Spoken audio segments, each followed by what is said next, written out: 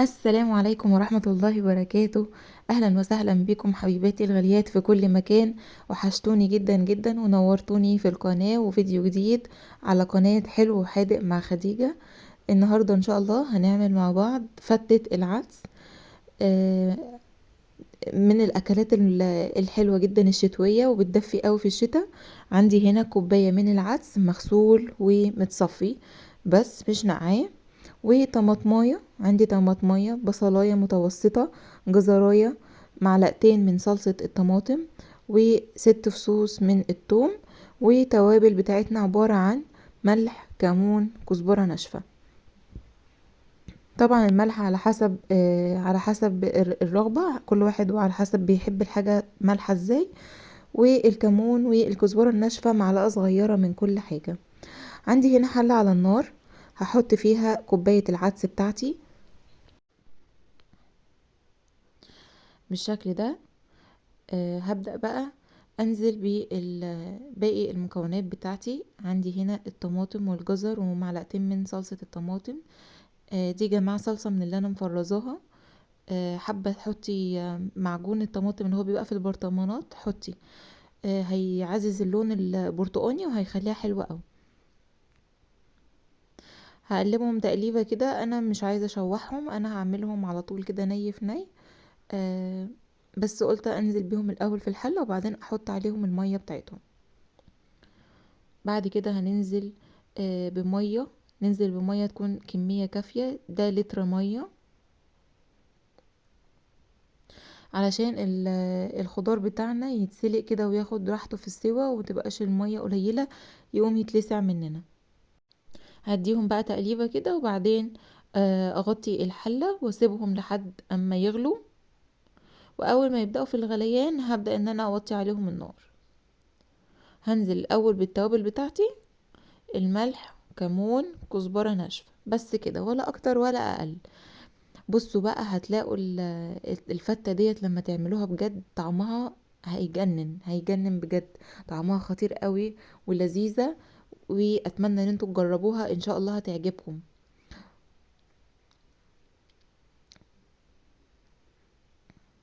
خلاص كده حطيت كل المكونات بتاعتي في الحلة واديت لها تقليبة. هبدأ بقى ان انا اغطي الحلة بتاعتي واسيبها تغلي، واول ما تغلي نوطي عليها النار زي ما اتفقنا. شوربة العدس من الأكلات المغذية جدا، بتدفي قوي في الشتاء. معروف عن أمهاتنا وجداتنا إن أول ما الجو يبرد كده والدنيا تمطر ده على طول شوربة عدس. بس احنا النهاردة هنعمله فتة بطريقة لذيذة قوي. عندي بقى هنا طاسة على النار.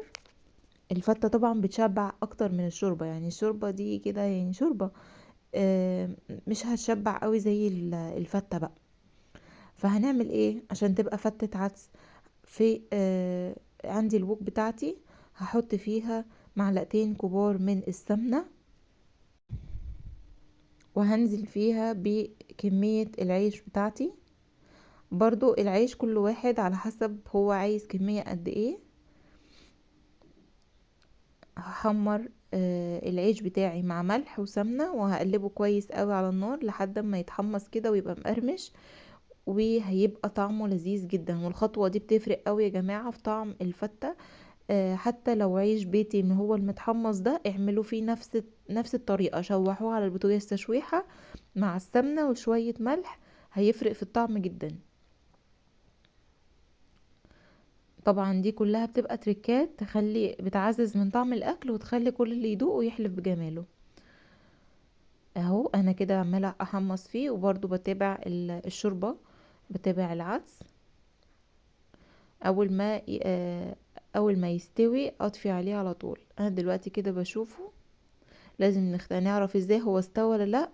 ناخد شوية كده الجزر مثلا هنحاول ان احنا نقطعها لانها بتتقطع بصعوبة، والثوم بيتقطع، انا لقيتها لسه فيها قطمة كده قلت لا اسيبه شوية آه، ياخد وقته كمان في السلق. احنا اول ما نلاقي المعلقة بتقطعهم بكل سهولة كده يبقى احنا خلاص العدس بتاعنا بقى جاهز واستوى.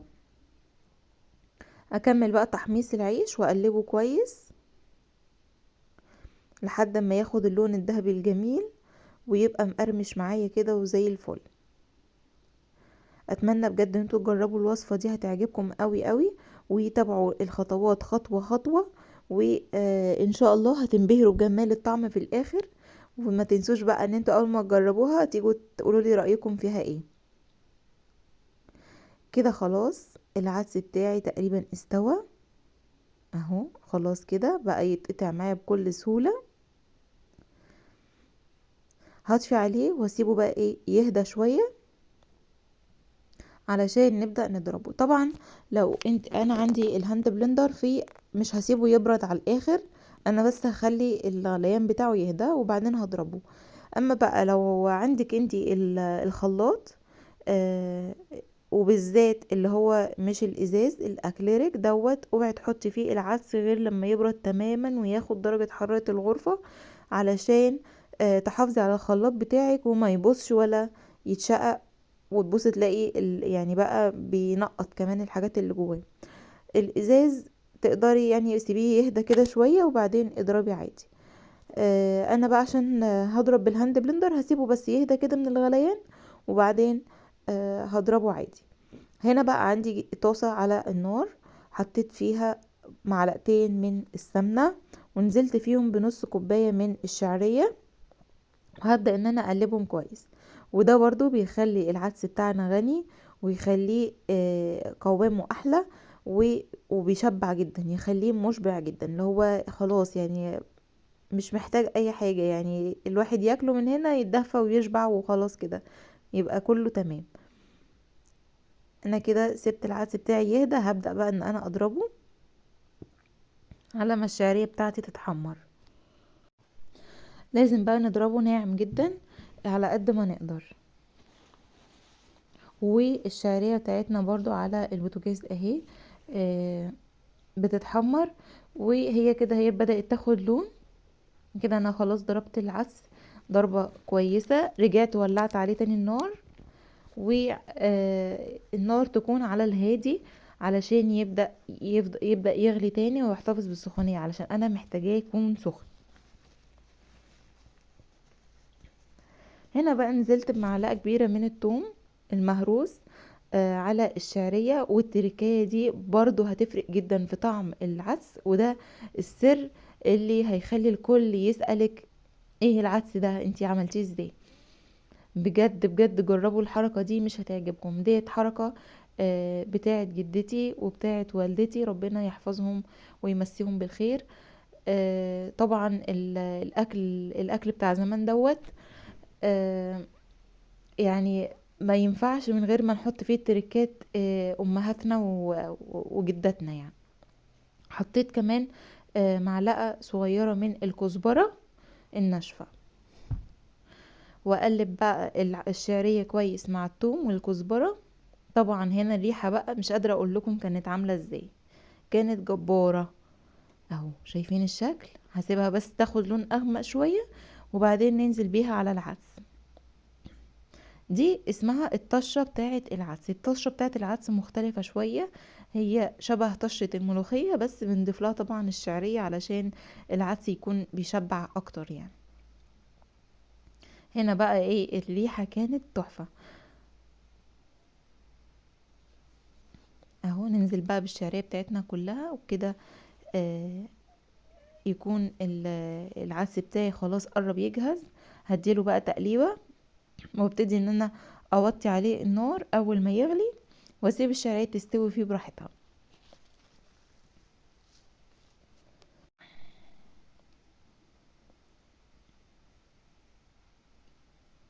هنا بقى بوريكم ان احنا هنسيبه يغلي. هو هنا كده كان بدأ يغلي معايا. اول ما يغلي معايا نبدأ بقى ان احنا ايه نوطي عليه النار زي ما اتفقنا، ونسيب الشعرية تستوي على مهلها. اهو بصوا كده غليت معايا اهو.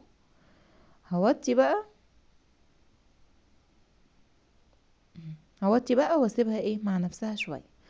معانا كمان طاسة على النار، معلش الخطوات كتير بس الطعم في الاخر يجنن بجد، هتنبهروا. والوصفة دي لو جربوها هتعتمدوها في كل مرة تيجوا تعملوا فيها فتة العدس.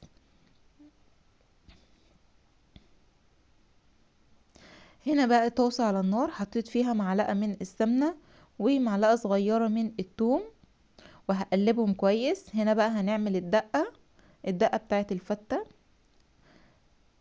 الدقة بتاعت الفتة عاملة بتاعت فتة العدس عاملة بالظبط زي دقة الكشري وزي الدقة بتاعت الفتة باللحمة. هنقلب بقى التومية كويس تطلع بس الريحة بتاعتها كده وتبدأ تصفر. هنطفيها على طول بالخل. عندي هنا نص كوباية من الخل.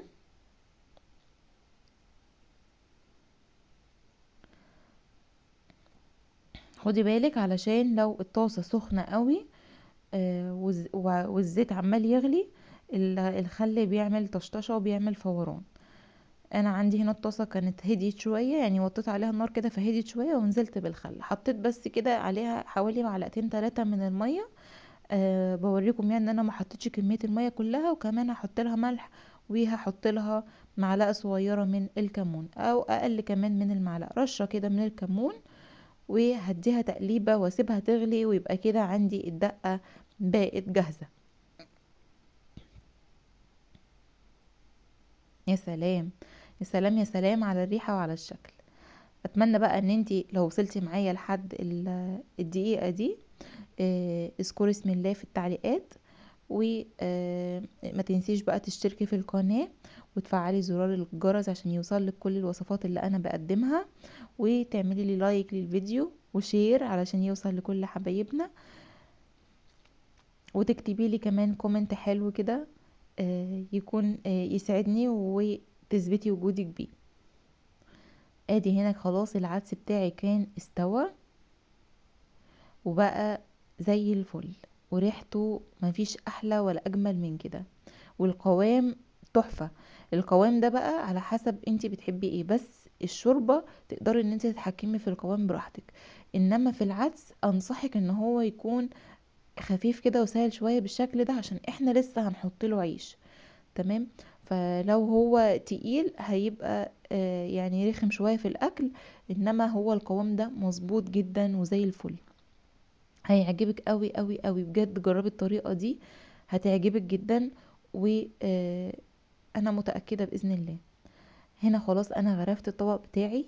شايفين اللون الاورنج بتاعه جميل ازاي، تحفة. واحط بقى العيش.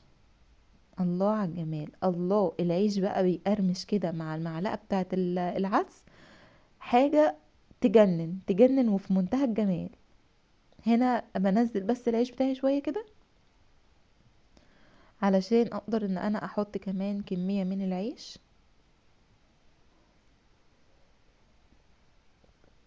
اهو بالشكل ده. الريحة جبارة.